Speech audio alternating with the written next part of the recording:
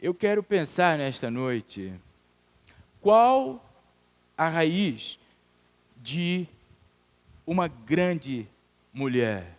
Ou, na verdade, qual a causa raiz de uma grande mulher? O que está por trás de uma grande mulher? Eu quero te pedir que abra comigo a sua Bíblia na primeira epístola de Paulo, ou de Pedro, no capítulo 3. E você vai deixar a sua Bíblia aberta, porque nós vamos olhar para ela nesta noite. A partir do versículo 1, capítulo 3, a partir do versículo 1 de 1 Pedro. Diz assim: igualmente vocês, esposas, estejam sujeitas, cada um a seu próprio marido, para que, se ele ainda não obedece à palavra, nesse pressuposto, a palavra de Deus, seja ganho sem palavra alguma, por meio da conduta da sua esposa, ao observar o comportamento honesto e cheio de temor que vocês têm.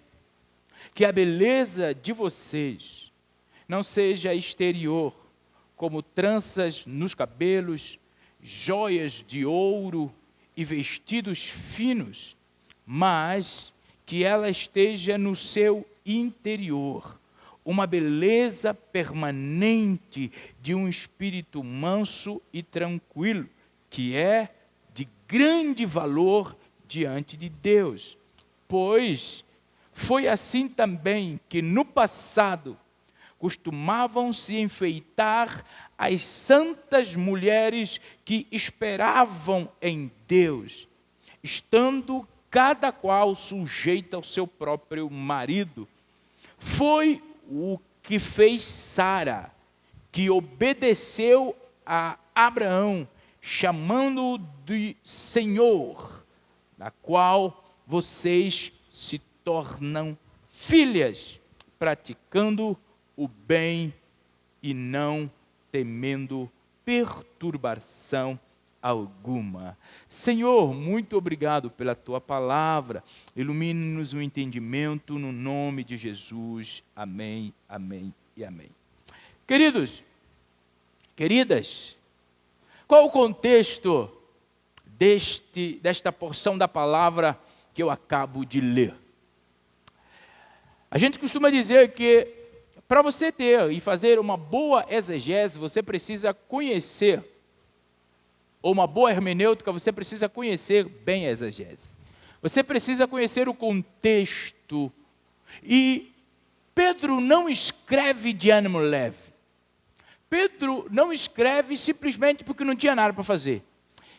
Tem um contexto por trás da escrita de Pedro, e eu quero pensar com os irmãos nessa noite, à luz deste contexto.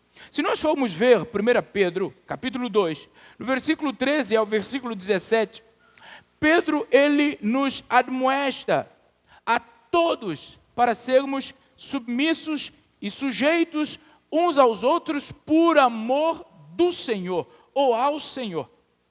Pedro, ele diz que nós, enquanto servos do Senhor Jesus, nós precisamos nos submeter a toda instituição que fora instituída pelo nosso Deus.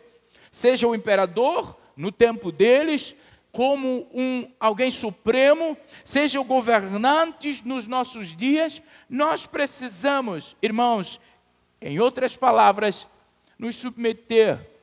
Ou seja, por exemplo, nós enquanto servos de Jesus, precisamos andar nas estradas respeitando as sinalizações, respeitando o limite de velocidade.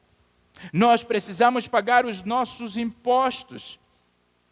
Nós precisamos ser respeitosos com as autoridades constituídas, etc, etc, etc. Ou seja, Pedro, ele começa falando sobre a necessidade de nós nos enquadrarmos como uma vida de quem realmente conhece Jesus, obedecendo.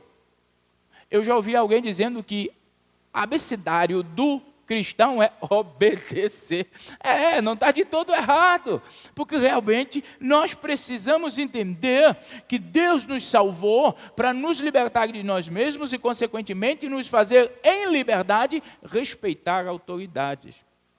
Em segundo lugar, Pedro, a partir do capítulo 2, do versículo 18 até o 25, Pedro, ele agora fala diretamente com aqueles que estão na igreja. Pedro fala com os servos da igreja, que devem ser submissos aos seus senhores e com todo respeito, a despeito de ser o senhor seu irmão ou não. Vocês sabem que, por vezes, a gente tem isso, né? Quando você é empregado e seu patrão é seu irmão de igreja, parece que você tem você se acha que tem a liberdade maior do que os demais. Não, Pedro está dizendo assim, vocês que são servos de Deus, independentemente do que for o seu senhor, você precisa obedecer, seja eles bondosos ou autoritários. Agora, aqui no capítulo 3, percebe que Pedro ele vem falando de todo, do específico, agora ele vem no capítulo 3 falar de particular. O particular que ele fala agora são sobre as mulheres. Fantástico. Pedro não deixou de considerar as mulheres. Então, aqui nós vemos uma instrução. Ele começa falando para a esposa que elas precisam ser submissas aos seus maridos. No capítulo 7, e eu quero já antes mesmo de entrar no sermão, submissão não é sinônimo de incapacidade das irmãs, pelo contrário.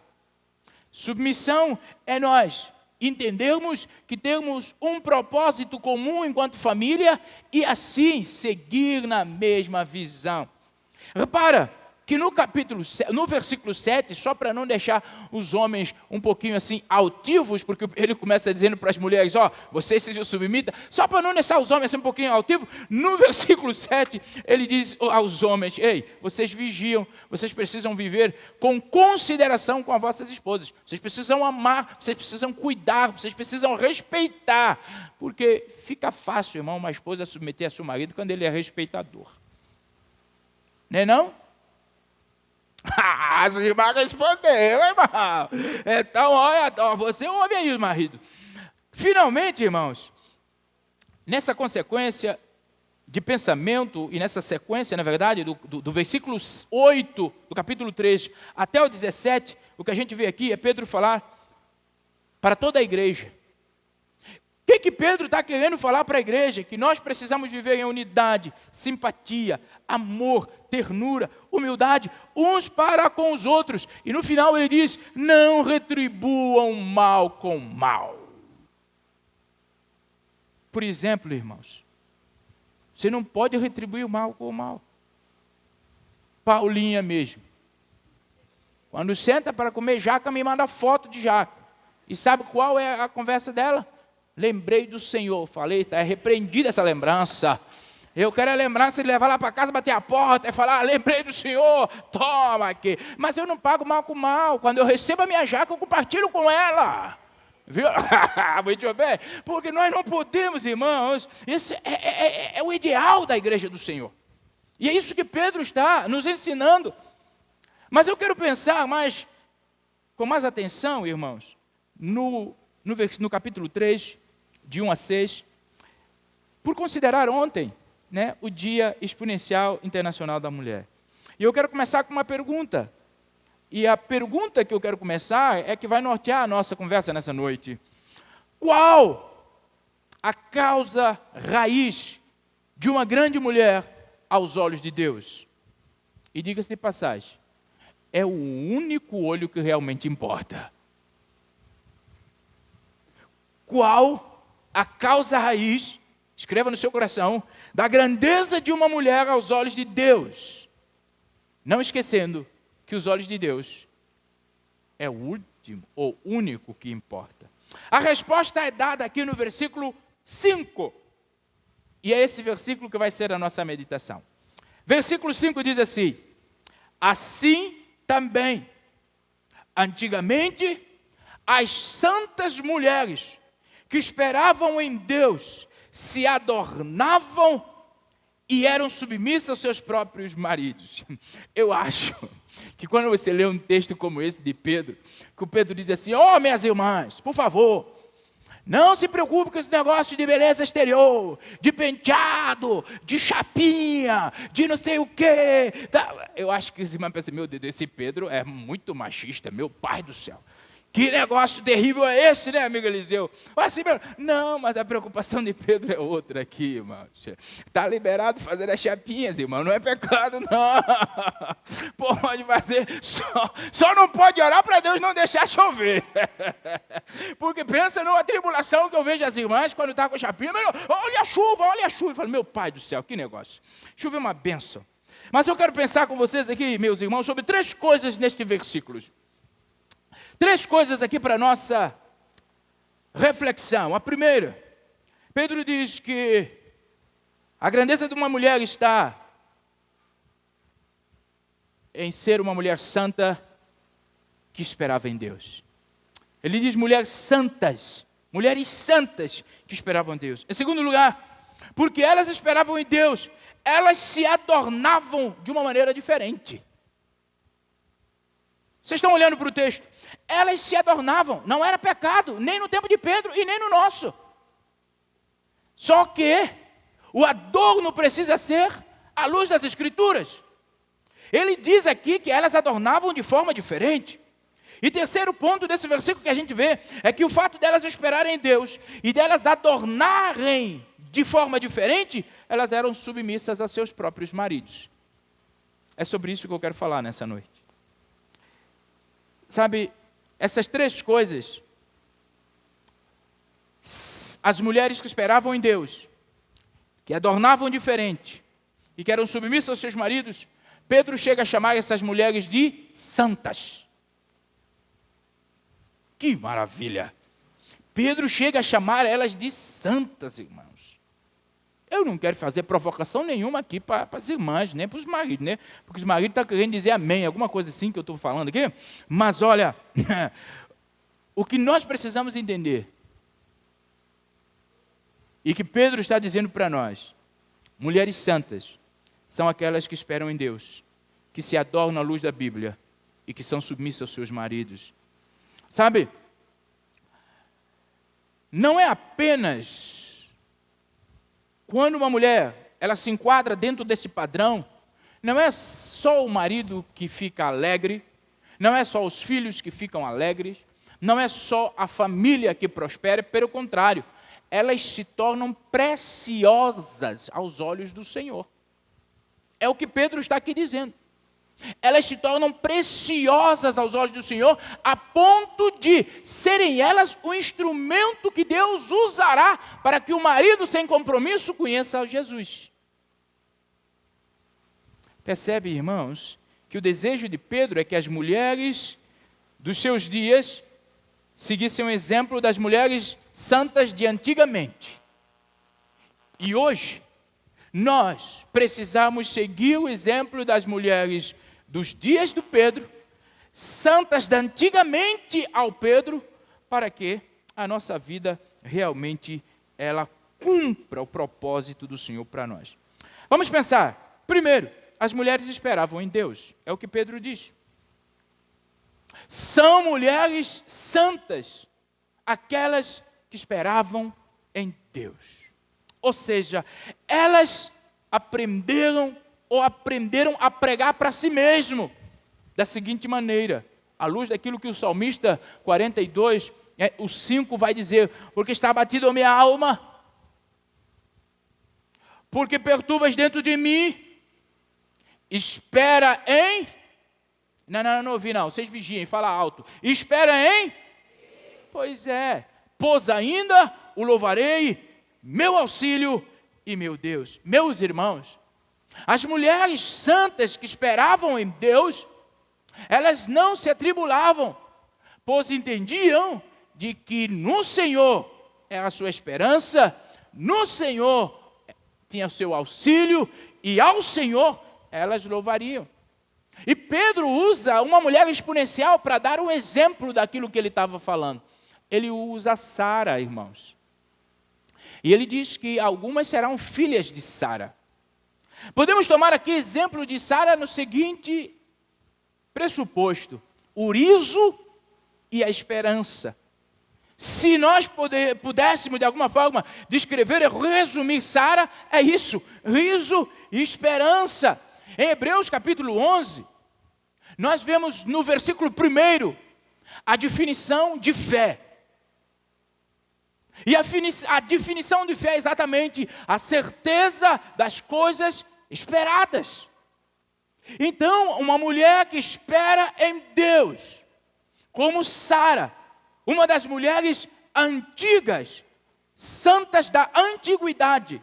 Sabe, aqui, o texto diz assim: pela fé, no versículo 11 do capítulo 11, a própria Sara recebeu o poder para engravidar, mesmo já sendo avançada de idade, porque teve por fiel aquele que lhe havia feito a promessa. Meu irmão, minha amada irmã, você, querida irmã, foi criada para a glória de Deus, imagem e semelhança do Senhor, foi criada para dar certo, foi criada com propósito, foi criada e sustentada por aquele que criou. Então, faça como Sara, coloque a sua fé naquele que prometeu estar com você todos os dias.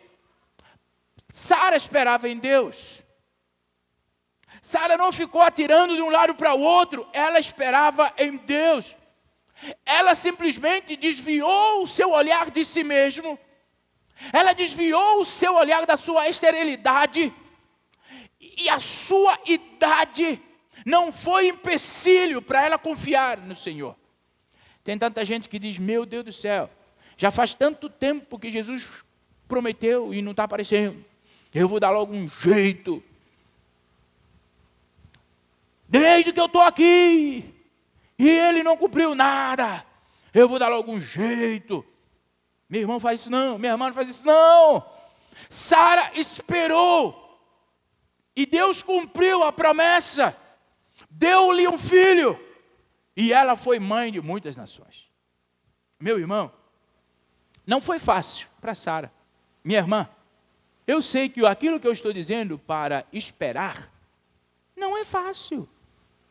Até porque nós vivemos em um tempo de imediatismo. A gente quer as coisas para ontem. E se as coisas não saírem para ontem, nós adoecemos. É por isso que você tem um bocado de jovem e adolescente doentes hoje, irmãos. Irmãos, eu vi uma cena atribulada. Eu estava com a minha esposa e com a minha filha, tratando de algumas coisas. Eu vi uma senhora com uma criança. A criança pedindo para a senhora, eu acredito que aquela senhora era a avó daquela criança. Eu me recuso a acreditar que era a mãe daquela criança. Para mim era a avó. Mas por que a avó? Porque a avó é exponencial. A avó deixa os meninos fazer o que quiser. Isso é fantástico. Agora a mãe não. Ô irmãos, tanta gente no local. Aquela criança pediu alguma coisa, naquela hora ela queria. E a mãe, ou quer dizer, a pessoa que estava lá, que eu não sei o que era, falava para ela: espera um pouquinho. Mas a criança começou a gritar, a bater o pé, jogou no chão, ficava nadando assim. Eu falei: ó Jesus, a vontade de dar um... Ele, se quer nadar, eu dar um banho de água para ele nadar direito. Mas percebe, o bicho ficou atribulado porque ele queria naquela hora. E a avó... Bom, a pessoa não estava dando naquela hora. Isso é o nosso dia. E aí, sabe o que é que acontece? Não, é porque tem isso, tem aquele outro, tem aquele outro. Irmãos, eu falei hoje na classe de EBD, nós precisamos treinar as nossas crianças para lidarem com o não. Para espera, mais tarde. Ou não e ponto, acabou-se. E eu falei, na minha classe de EBD, vou economizar, não vou falar mais nada. A verdade, percebe que quando Sara, ela ouve a promessa de Deus a Abraão, o que aconteceu com ela? Ela riu. Ela não acreditou. Gênesis capítulo 18. Mas Deus repreendeu ela com aquele riso incrédulo dela. E disse assim para ela, percebe a repreensão de Deus? Isso é lindo. Deus falou para ela assim, Gênesis 18, há alguma coisa difícil demais para o Senhor? Meu irmão, percebe como Deus lida com as nossas frustrações? Sara, ela hoje, nós estamos falando sobre ela como exemplo de uma mulher exponencial, porque nós vemos ela esperando no Senhor, mas ela não teve essa aptidão inicial. É por isso que a gente costuma dizer isto, um adágio, que o melhor é o fim das coisas e não o princípio delas. Porque nos princípios dela, a Sara decepcionou geral. Mas no final, lá estava ela com o seu menino. Maravilha, que maravilha. Lá estava ela com um exemplo para nós. Meu irmão, o que nós vemos aqui, ouvindo depois da própria Sara, Gênesis capítulo 21, versículos 6 e 7, é uma exaltação a Deus, quando ela recebe o seu Isaque. Uma mulher que estava afadigada inicialmente, ela recebe uma repreensão de nosso Senhor, e repara, ela recebe a repreensão, mas ela não joga pedra no Senhor, ela aceita, ela recebe o milagre, e agora ela está exultando. Olha só o que ela diz, 21 de Gênesis 6, ela diz, Deus me fez rir, todo aquele que ouvir se rirá comigo ou de mim. Quem diria a Abraão que Sara amamentaria filhos? Contudo, eu lhe dei um filho na sua velhice. Meu irmão, esses irmãos na velhice, eu acho que é um negócio fantástico.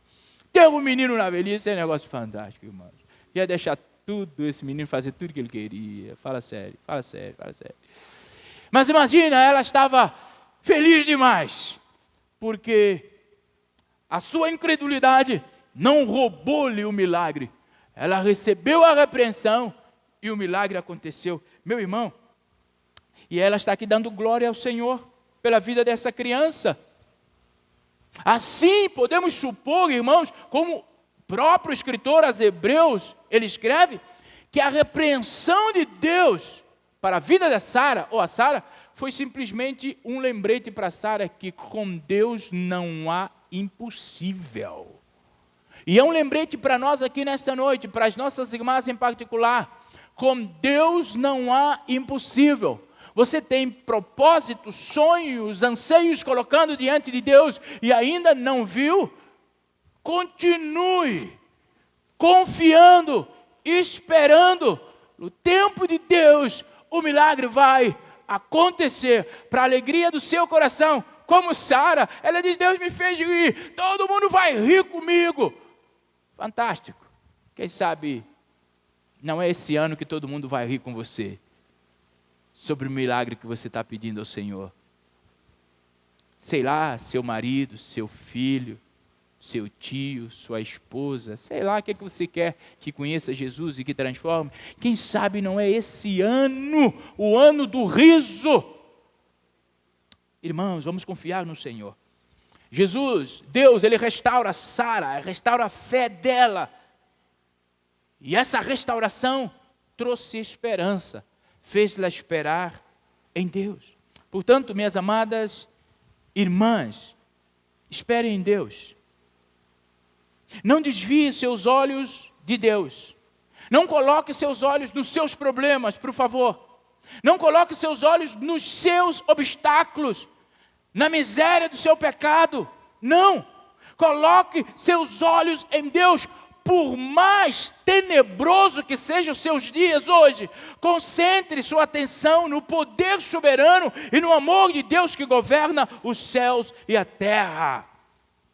Creia que Deus fará milagre. E se Ele não fizer, continua crendo assim mesmo, que você vai se dar bem no final. A presença da esperança em nós expulsa o medo. O medo só existe pela falta de esperança. E nesse pressuposto, para nós que cremos na palavra de Deus, a esperança, ela não é circunstancial, ela é uma pessoa, é o nosso Senhor Jesus Cristo. E se Ele estiver em nossa vida, o medo será expulso. Por isso que Deus levante nesta noite uma geração de filhas de Sara, que não temem nada além de desagradar a Deus. Mais nada. Irmãos, só se preocupem em não desagradar a Deus. E o restante, o Senhor vai fazer. Não precisa usar sua força. Não confie na sua força. Confie em Deus. Espere em Deus. Sabe? As filhas de Sara, elas lutam contra a ansiedade que surge no seu coração.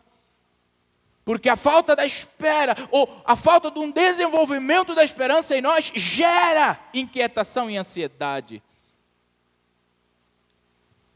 Nós somos chamados para lutar a guerra contra o medo e firmar-nos na promessa de Jesus.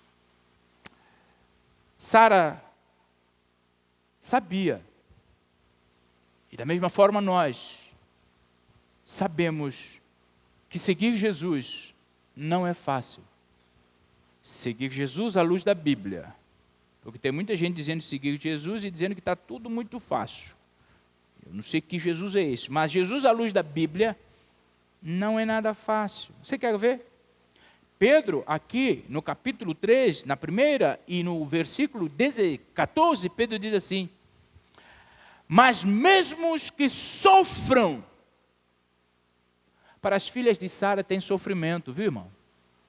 Na nossa caminhada cristã tem sofrimento. Ele diz, mesmo que sofram por causa da justiça, vocês serão abençoados. Não tenha medo deles, nem se perturbem, mas reverencie a Cristo como Senhor em seu coração.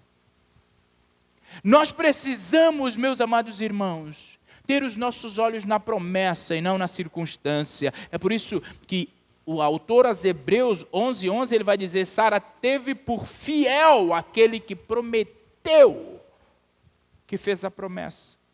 Então, se está difícil, não abra mão.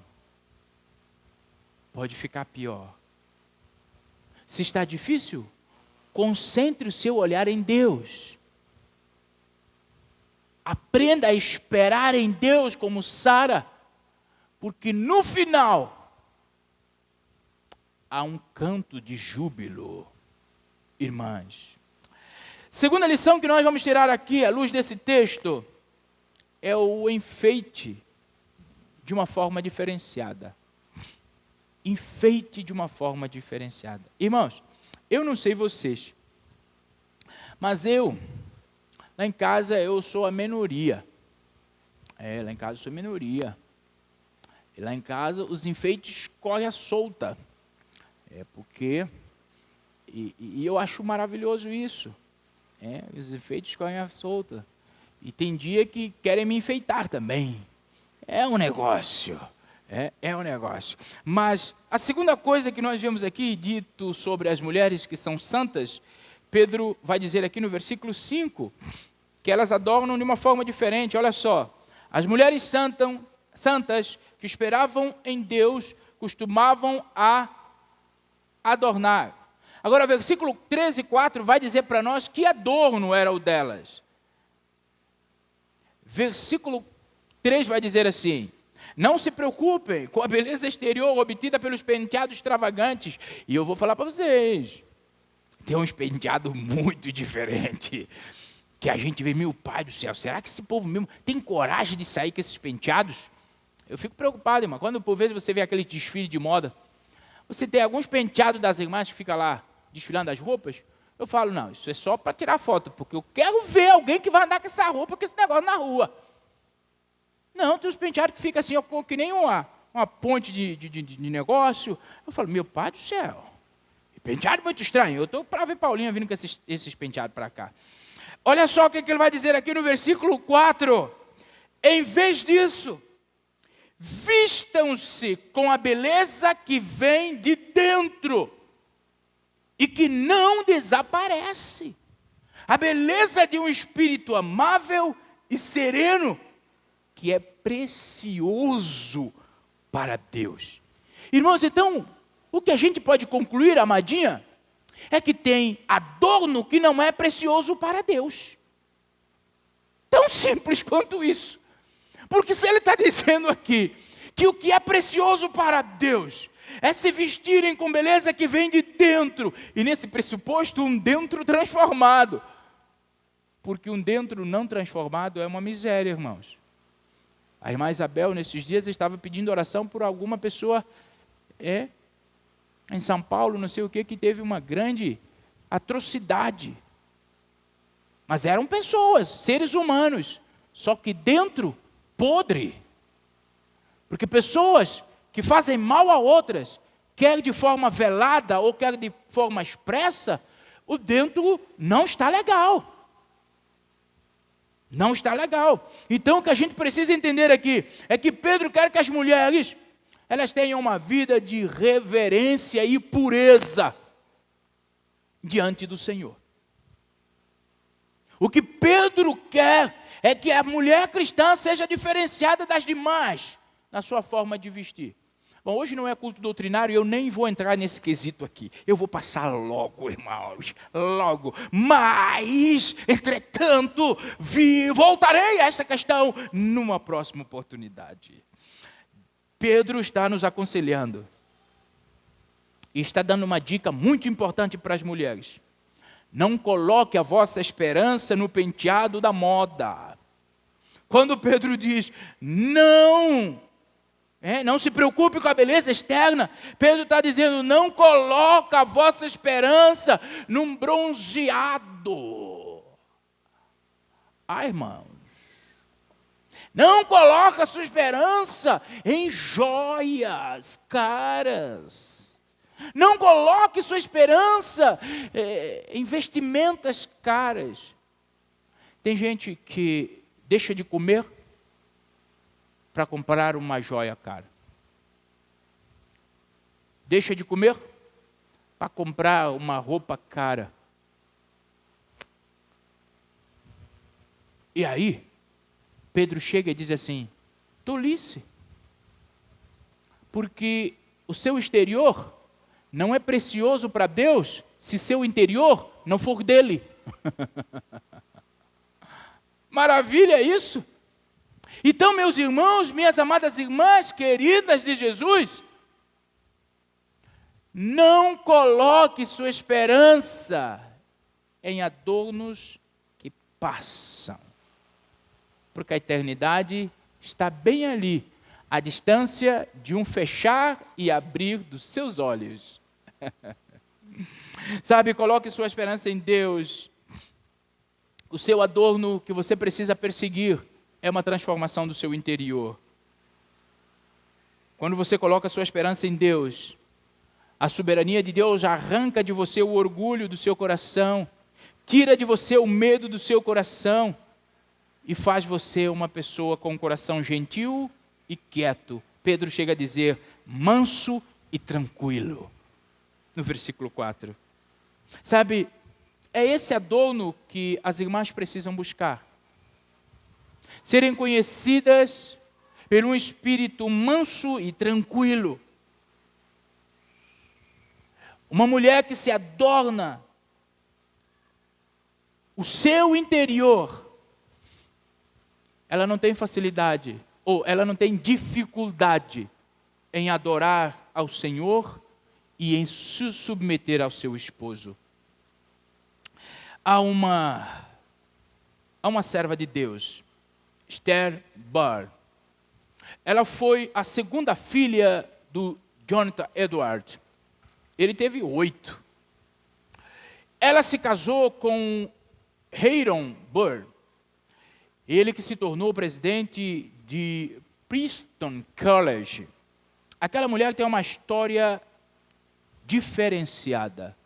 Eu poderia pegar alguns exemplos bíblicos, mas eu quero trazer um exemplo bem mais perto da nossa realidade, para a gente ver o que é vestimenta adorno. Essa mulher, ela era piedosa. Ela aprendeu com seu pai, e ninguém mais e menos do que Jonathan Edwards. Essa mulher colocava sua esperança em Deus e não nos homens. Essa mulher, ela teve uma participação gigantesca no ministério do seu pai. E ela fazia muitos diários. Em 1984, eu já era gente naquela data, se publicou o diário dela, amigo Eliseu. E há particularmente uma data que marca a vida daquela mulher de uma forma exponencial. 1754. Ela se casa e ela teve uma filha. E a filha dela, ao nascer, foi diagnosticada com um problema que chamamos de pescoço torto. Aquela mulher recebeu aquela criança, ela se humilhou diante de Deus e ela escreveu assim: talvez Deus tenha previsto que deveríamos ser muito orgulhosos dela. E então enviou esta calamidade para mortificar a nós e a ela. Meu irmão, esta mulher, 3 anos depois, em 24 de setembro de 1757, ela lida com mais uma outra bomba na vida dela. O marido falece, morre. Ela não escondeu a sua dor, porque nós, enquanto cristãos, nós não somos convidados a esconder a nossa dor. Nós precisamos levar as nossas dores ao Senhor Deus. E ela se sentiu profundamente ferida pelo golpe que traiu o seu esposo. E ela disse, certa vez, só Deus pode saber, e somente Ele, que eu levaria a minha queixa.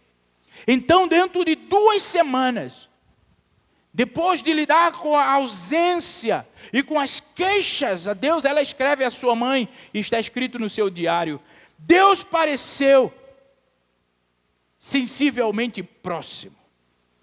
De uma maneira tão confortadora e apoiadora, que acho que nunca experimentei algo parecido.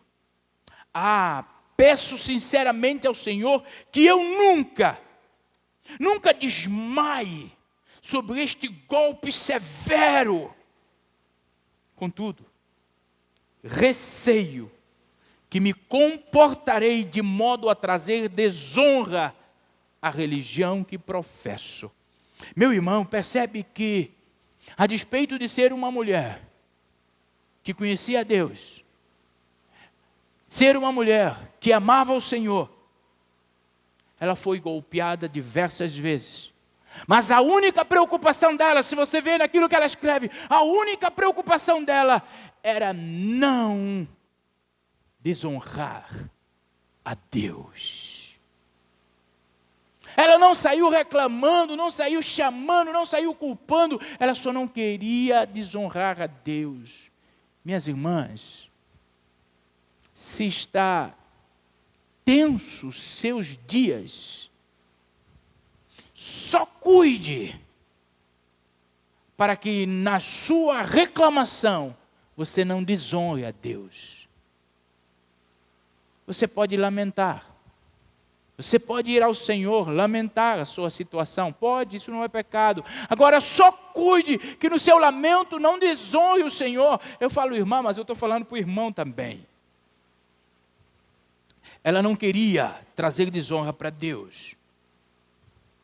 Ela teme que possa falhar em glorificar a Deus, apesar da dura situação que ela estava tendo. Irmãos, como o seu coração pode ser acalmado diante do medo dos nossos dias.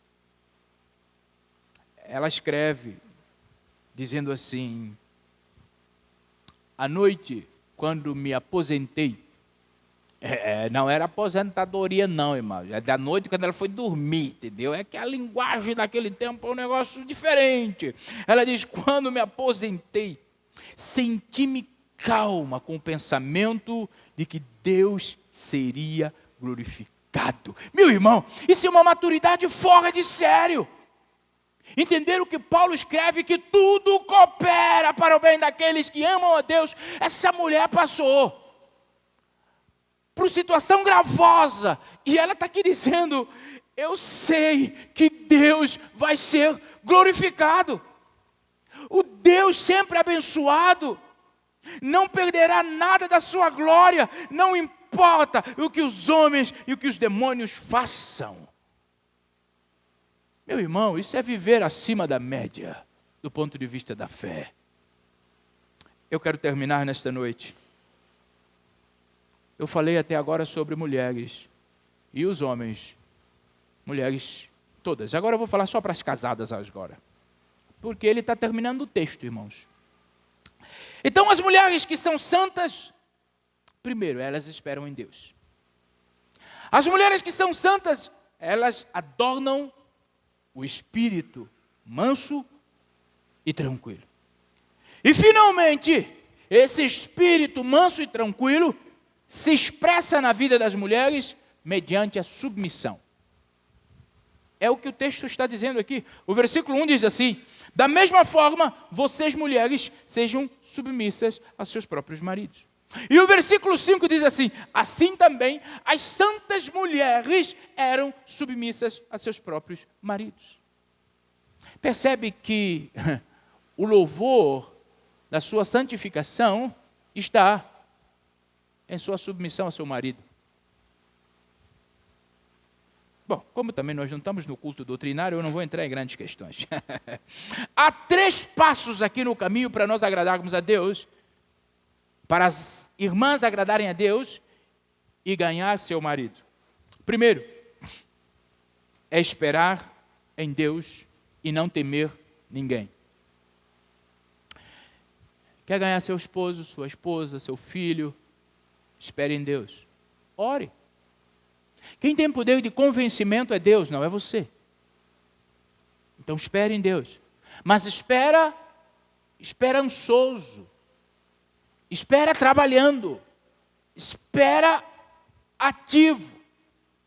A segunda coisa que as mulheres, o segundo passo no caminho das mulheres agradarem a Deus e consequentemente ganhar seu marido descrente, é adornar com a beleza interior, de mansidão e de tranquilidade.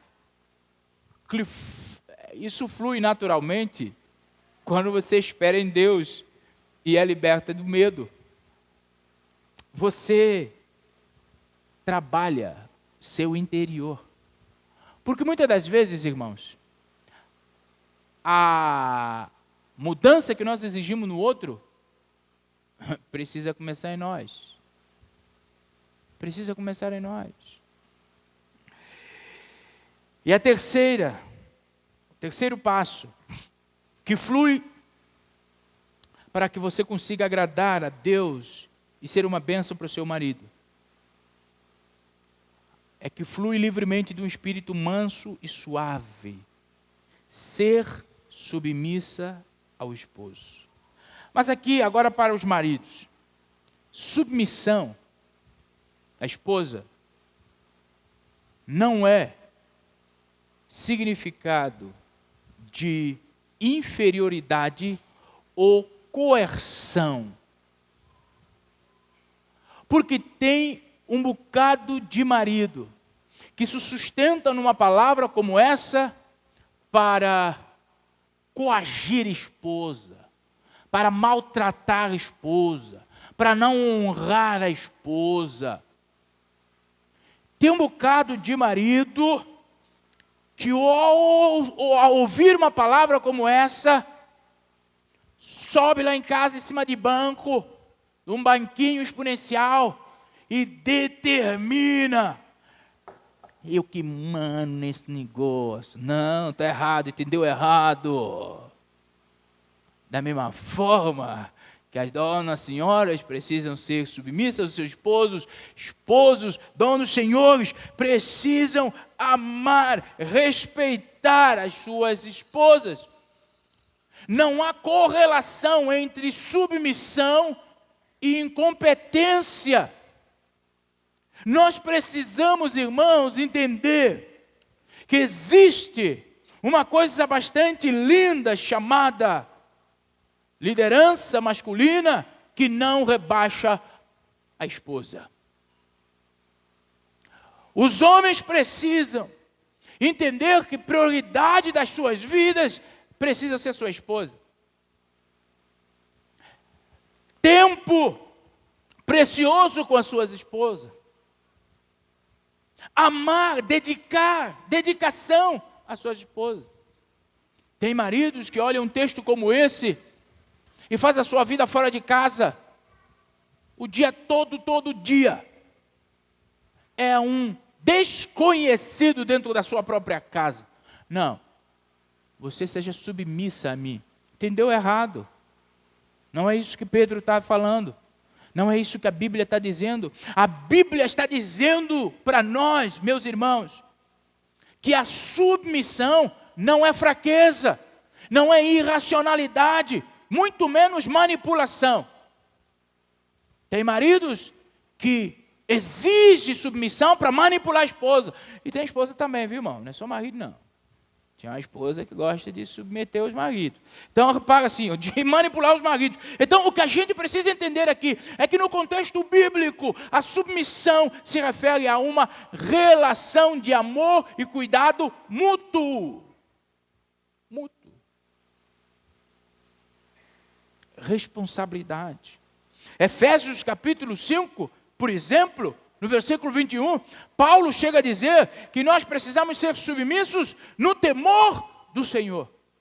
Então imagina, um marido que diz que teme a Deus, ou uma esposa que diz que teme a Deus, mas não são mutuamente submissos.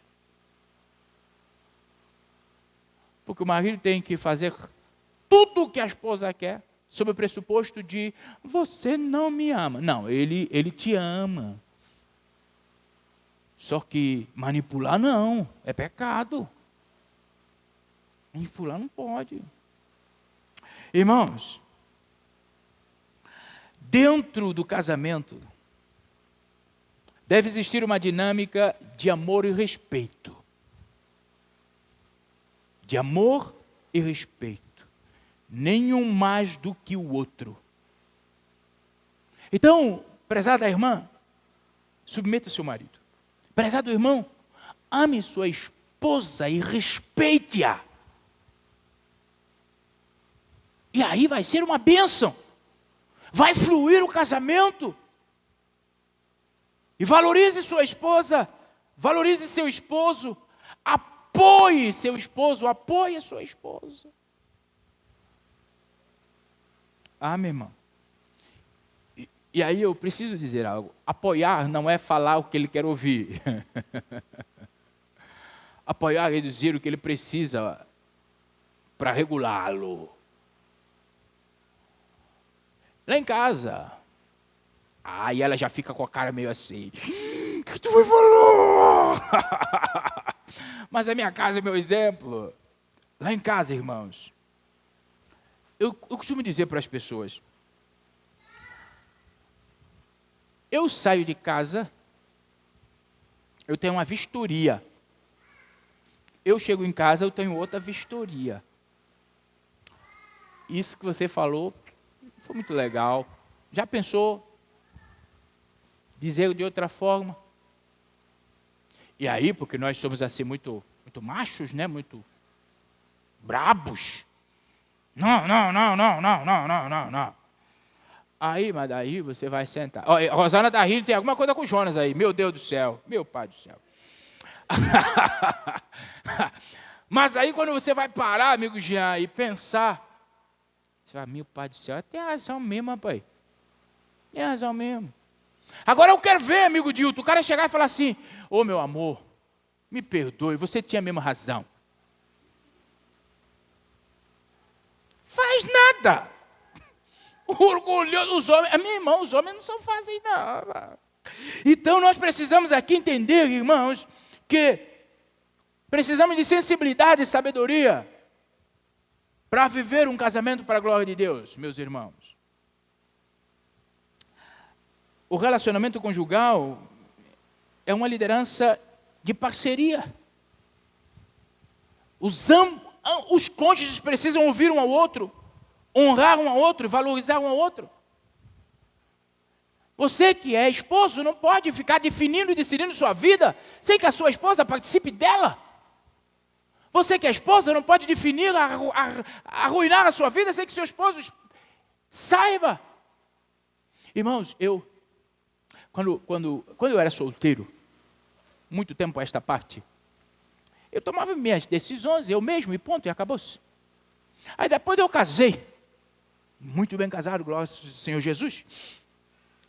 Nos primeiros anos eu continuei fazendo minha vida como eu era solteiro. Aí eu não via almoçar na hora, aí eu ficava trabalhando até 11 horas da noite, porque eu sou assim. Aí me chamava, eu já saía, já ia. Aí quando eu chegava em casa, eu falei, meu pai do céu, lá estava ela. Oi, meu amor. Como está? Onde passou o dia? Fazendo o quê? Que não veio? Aí eu falei, rapaz, tem razão. Sabe o que eu fiz? Logo de cara. Larguei um bocado de amizade. Todo amigo que me tira da minha esposa não é digno de ser meu amigo. Tiro para fora. Joguei tudo fora. Fiquei só eu e ela até que apareceu a Radassos. Agora nós estamos nós três. Maravilha, maravilha, maravilha. Mas o casamento é uma doçura. Irmãos, Deus me deu a graça de casar para namorar. Isso é maravilhoso. Eu estou há 12 anos namorando com essa mulher. Mas eu me casei sabendo que eu precisava ajustar algumas coisinhas. Da mesma forma que ela também, eu estou. Um valoriza o outro. Não é um que tem que ficar toda vez cedendo. Todos têm que ceder. É isso que Pedro quer nos dizer, e falando para as mulheres aqui, a grandeza da mulher está nesta compreensão. Por isso, as decisões no contexto de casamento precisam ser tomadas consenso dos dois, mas a orientação do Espírito Santo de Deus. É por isso que nessa noite eu quero terminar exortando a você que me ouve. Irmã, considere essas coisas com muita seriedade. Espere em Deus. Adorne-se com um espírito manso e tranquilo. E seja submissa a seu esposo. Não esqueça, independentemente de quem ele seja, ele é o cabeça. Por favor, não esqueça disso.